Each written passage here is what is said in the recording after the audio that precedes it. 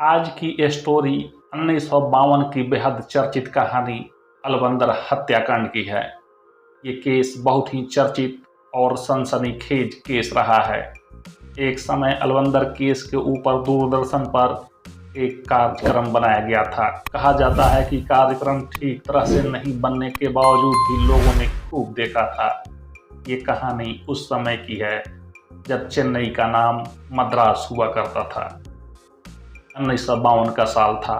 उसी समय मद्रास के लॉ कॉलेज के थाने में एक मिसिंग रिपोर्ट लिखवाई गई।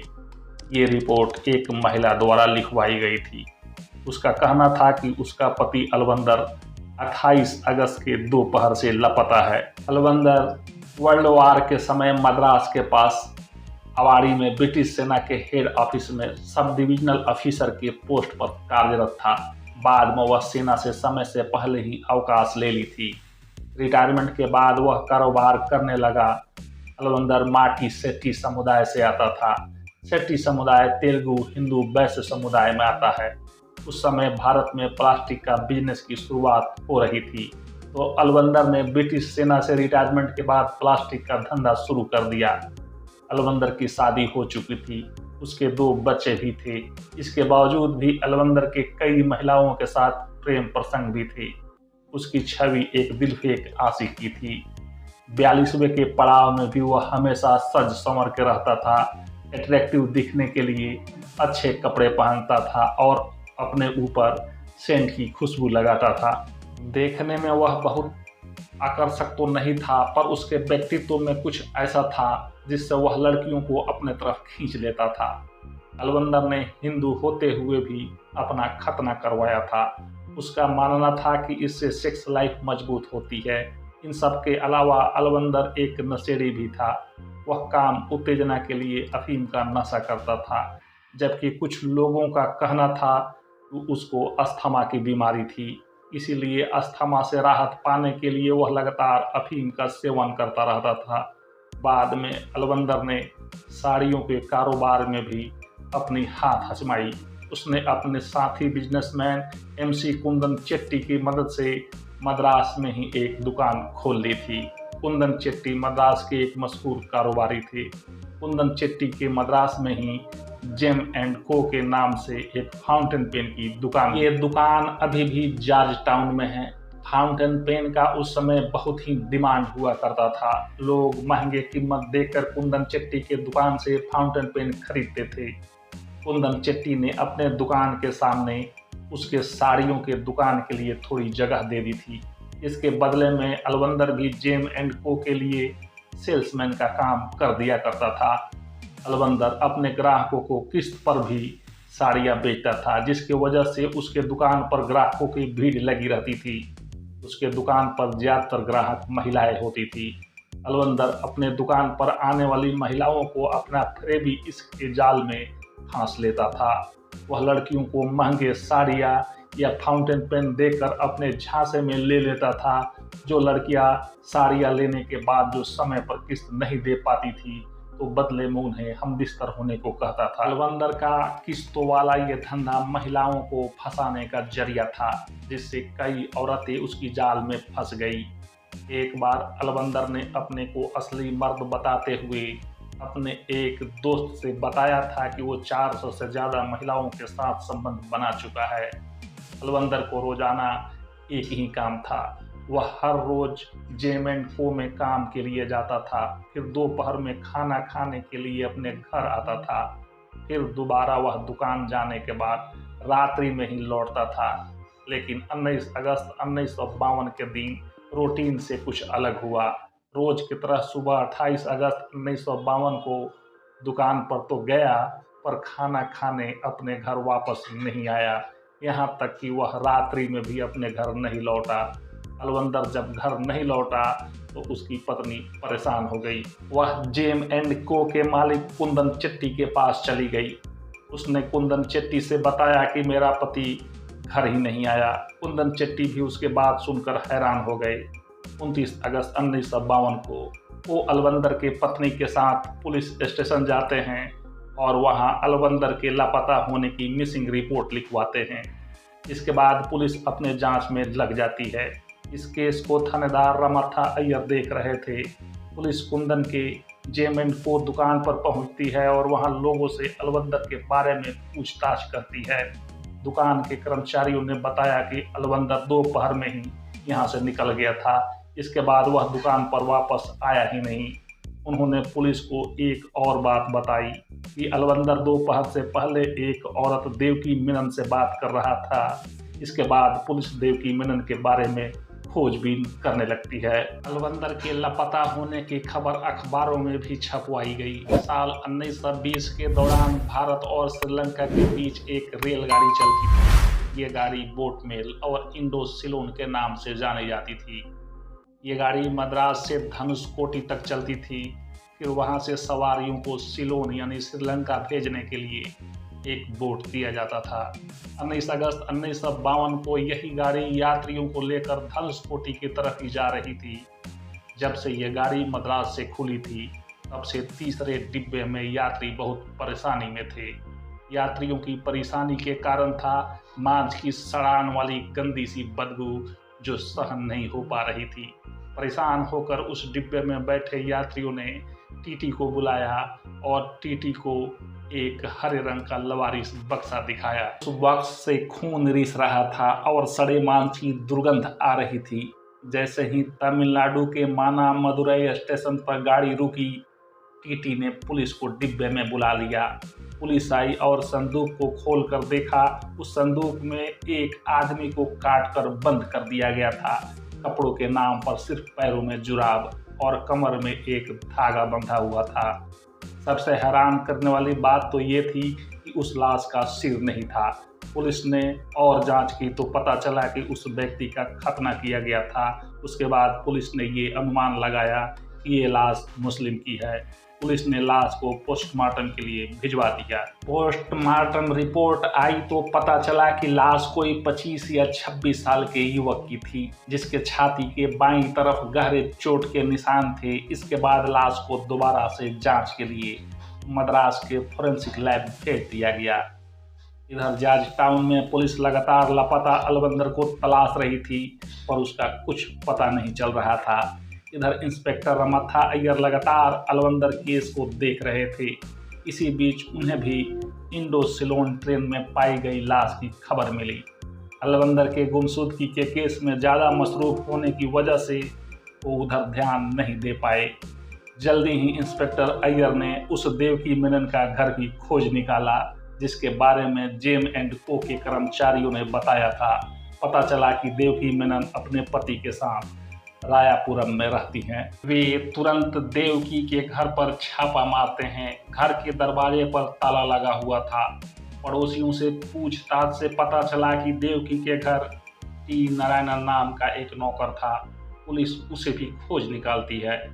पुलिस के गिरफ्त में आने के बाद नौकर नारायणन ने बताया कि देवकी अपने पति प्रभाकर के साथ घर छोड़कर बंबई चली गई है। पुलिस इंस्पेक्टर अय्यर जब घर के अंदर आते हैं तो देखते हैं कि दीवारें और किचन खून के छींटों से भरे पड़े हैं। अय्यर ने आसपास पड़ोस से पूछताछ किया और उन्होंने कन्फर्म किया कि 28 अगस्त को अलवंदर को देवकी के घर में जाते देखा गया था। रायपुरम के एक आदमी ने इंस्पेक्टर को बताया कि प्रभाकर 28 अगस्त को उसका रिक्शा भाड़े पर लिया था और साथ में प्लास्टिक के थैले में गेंद जैसे कोई चीज भी रखा था। आगे उस रिक्शा चालक ने कहा कि उस थैले को समुद्र में ले जाकर फेंक दिया था। अलवंदर के मिसिंग हुए 3 दिन गुजर गया पर कुछ पता नहीं चल पाया। चौथे दिन यानी 29 अगस्त 1952 को एक कांस्टेबल जयरामा शाम 4-5 बजे के समय समुद्र के किनारे टहल रहा था। तभी उसकी नज़र एक प्लास्टिक के थैले पर पड़ जाती है जो लहरों की वजह से किनारों पर आ गई थी। कांस्टेबल जयरामा ने जब उस थैले को खोलकर अंदर देखता है तो उसने किसी गोल सी चीज को भूरे रंग के शॉर्ट में लपेटा हुआ पाता है। जब उसने शॉर्ट की गांठ खोली तो वे डर जाता है। उसके हाथ में एक इंसानी खोपड़ी थी। ये समुद्र के वही किनारा था जहां प्रभाकर मेनन ने गेंद जैसे कोई चीज फेंकी थी। कांस्टेबल उस खोपड़ी को इंस्पेक्टर अय्यर के पास ले जाता है। अब इंस्पेक्टर को यकीन हो गया कि समुद्र में मिला ये सर और ट्रेन में मिली लाश एक ही व्यक्ति का है और हो न हो वह व्यक्ति अलवंदर ही है। इस खोपड़ी को भी मद्रास फोरेंसिक टीम के पास भेज दिया गया। Doctor KC. जैकब और सी.बी. गोपाल कृष्णन इस लाश की जांच कर रहे थे। उन्होंने जांच में पाया कि समुद्र में मिली खोपड़ी और रेलगाड़ी में मिली धड़ एक ही आदमी की है, जिसकी उम्र लगभग 40 साल रही होगी। जांचकर्ताओं ने बताया कि ये जो भी व्यक्ति था वह अफीम का नशा करता था, क्योंकि उन्होंने उसके पेट में अफीम भी पाया था। अब ये पता लगाना था कि ये लाश किस व्यक्ति की है। पुलिस का अंदाजा अलवंदर पर ही था, इसीलिए पुलिस अलवंदर के फिंगरप्रिंट ले आई थी, जो कि ब्रिटिश सेना के रिकॉर्ड से मिल गई। लाश से अलवंदर के उंगलियों के निशान का मिलान करवाया गया। दोनों निशान एक दूसरे से मैच हो गए। इससे यह साबित हो गया कि लाश अलवंदर की ही है। उसे बहुत बेरहमी से मार दिया गया था। अब लाश के पहचान के लिए अलवंदर के पत्नी को बुलाया जाता है। उसने मुंह में काले दांत, कान में पहनी गई बाली, कमर में बंधे धागे और खतना कराए हुए देखकर ये कन्फर्म कर दिया कि लाश उसके पति अलवंदर की ही है। अब रमन्था अय्यर को फ्लाइट से बंबई भेजा गया। बंबई पुलिस की मदद से रमन्था अय्यर को देवकी मेनन और प्रभाकर मेनन का पता मिल जाता है। प्रभाकर को इंस्पेक्टर अय्यर ने 13 सितंबर 1952 को गिरफ्तार कर लेते हैं। प्रभाकर से पता चलता है कि देवकी का अबॉर्शन हुआ है और वो अस्पताल में भर्ती है। 22 सितंबर 1952 को अस्पताल से छुट्टी मिलने के बाद अय्यर ने उसे भी गिरफ्तार कर लिया। अय्यर दोनों आरोपियों को फ्लाइट से ही मद्रास ले गए, जहां उन्हें जेल में डाल दिया गया। पुलिस इस मामले को मजबूत बनाने के लिए सबूत जुटाने में लगी रही। उन्होंने प्रभाकर मेनन के पास से एक घड़ी और एक पेन की बरामदगी की। पुलिस का मानना था कि पेन और घड़ी दोनों अलवंदर के ही थे। उन्होंने वो चाकू भी बरामद कर लिया जिससे अलवंदर को काटा गया था। देवकी की खून से सनी वो साड़ी भी बरामद कर ली जाती है जो कत्ल के समय पहनी हुई थी। देवकी के पति पुलिस को समुद्र के किनारे ले गया, जहां वो अलवंदर के कपड़े छुपाए थे। पुलिस ने वो भी बरामद कर लिए। अब सवाल ये था कि अलवंदर की हत्या क्यों और किस लिए की गई थी। पुलिस के पूछताछ में देवकी और प्रभाकर से अलवंदर के हत्या की कहानी पता चलती है, जिसका सारांश कुछ इस तरह है कि 22 साल की आकर्षक और खूबसूरत दिखने वाली देवकी केरल की रहने वाली थी। वह अपने माता पिता के साथ मद्रास रहने आ गई थी। वह पढ़ी लिखी और उस जमाने की ग्रेजुएट लड़की थी। उस समय वह मद्रास में समाज सेवा के काम में लगी हुई थी। अलवंदर और देवकी की मुलाकात साल 1951 में जेम एंड को दुकान पर हुई थी। देवकी जेम एंड को दुकान पर एक पेन खरीदने गई थी। वहीं अलवंदर ने उसे प्रेम जाल में फांस लिया। फिर दोनों छुप छुप कर होटलों में नाम बदलकर एक दूसरे से मिलते रहे। 1952 में देवकी का अलवंदर से मन भर जाता है। मई 1952 में इंश्योरेंस कंपनी में काम कर रहे प्रभाकर से मुलाकात हुई। आगे चलकर प्रभाकर एक न्यूज़पेपर में संपादक बन गया। जून 1952 में देवकी ने प्रभाकर मेनन से शादी कर ली और अलवंदर से हमेशा के लिए छुट्टी पा ली। कुछ ही दिन हुए थे कि देवकी एवं प्रभाकर मेनन जेम एंड को दुकान पर गए। अलवंदर ने प्रभाकर को एक खूबसूरत लड़की से शादी करने की बधाई दे डाली। प्रभाकर को यह महसूस हुआ कि देवकी और अलवंदर पहले से ही एक दूसरे को जानते हैं। अलवंदर देवकी को नज़दीक जाने का कोई भी मौका नहीं छोड़ रहा था। प्रभाकर को शक हो गया कि इन दोनों के बीच कुछ तो है। कुछ समय बीता और अलवंदर देवकी के शादी होने के बाद भी उससे मिलने की कोशिश करता रहा। वो उसे हर हाल में पाना फिर से चाहता था, इसलिए वो देवकी को ब्लैकमेल करने लगा। इन सब बातों की भनक प्रभाकर को भी हो गई। जल्दी ही दोनों पति पत्नी में लड़ाइयाँ होने लगी। इस बीच प्रभाकर देवकी से बार बार पूछता रहा कि आखिर अलवंदर का देवकी के साथ क्या चक्कर है, पर देवकी अपने और अलवंदर के बीच किसी भी तरह संबंध के होने से इनकार करती रही। आखिरकार पति पत्नी के रोज रोज के लड़ाई झगड़े और अलवंदर के ब्लैकमेलिंग से तंग आकर देवकी ने अपने पति को सब सच सच बताने की ठान ली। एक दिन देवकी और प्रभाकर ने सिनेमा हॉल में फिल्म देखने गए। दोनों में वहां भी अलवंदर को लेकर कहासुनी हो गई। उसी रात देवकी ने अपने और अलवंदर के साथ रिश्ता होने की बात मान ली। उसी रात उसने बताया कि शादी के बाद नहीं चाहती थी कि वह अलवंदर से कोई रिश्ता रखे और वह उसे ब्लैकमेल कर रहा था, इसीलिए न चाहकर भी उसे अलवंदर से मिलना पड़ रहा था। अपनी पत्नी की बात सुनकर प्रभाकर आग बबूला हो गया।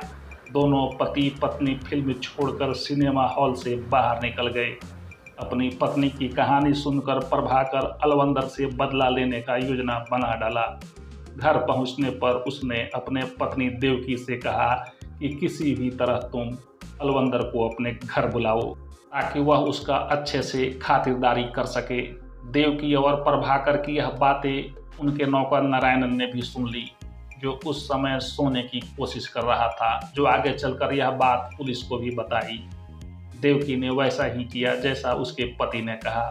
28 अगस्त 1952 को वो जेम&को दुकान पर अलवंदर से मिली और वो उसे अपने घर आने को कह दिया। प्रभाकर ने घर पर काम करने वाले नौकर को कुछ पैसे देकर मद्रास घूमने के लिए भेज दिया।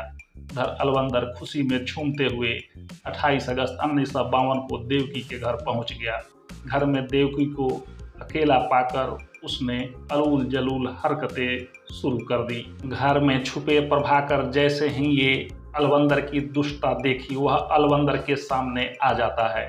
दोनों में मारपीट शुरू हो जाती है। प्रभाकर ने मौका देखकर अलवंदर का गला रेत देता है। जल्दी ही अलवंदर का काम तमाम हो गया। इस हाथापाई में प्रभाकर की उंगली भी कट गई थी। इसके बाद दोनों पति पत्नी ने अलवंदर के लाश को कई टुकड़े करते हैं। इसके बाद प्रभाकर अलवंदर के सिर को 4 बजे शाम को समुद्र में फेंक आया और अलवंदर के कपड़ों को समुद्र के किनारे ही पत्थरों के नीचे दबा दिया।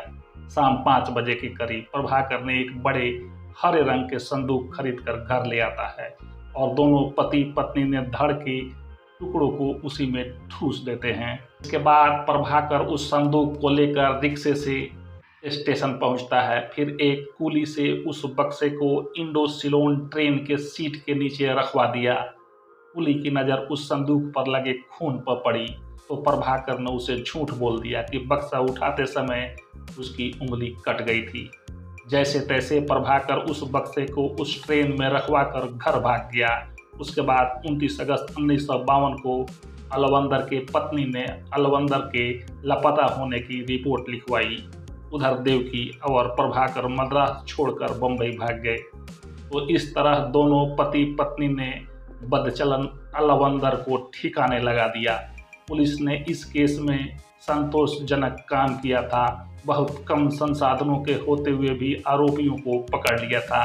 इसके बाद सारे सबूतों और गवाहों को इकट्ठा करके कोर्ट में पेश किया। उस समय भारत में जूरी सिस्टम थी। जूरी ने इस मामले में प्रभाकर और देवकी को दोषी करार दिया। 13 अगस्त 1952 को जज ने प्रभाकर को गैर इरादतन हत्या का दोषी पाया। जज ने प्रभाकर को 7 साल की सजा और देवकी को 3 साल की सजा सुनाई। जज पर आरोप लगा कि दोषियों को उचित सजा नहीं दी, बल्कि उनके साथ सहानुभूति और नरमी रवैया अपनाया। प्रभाकर और देवकी के जेल में अच्छे व्यवहार के लिए सजा खत्म होने से पहले ही छोड़ दिया गया था।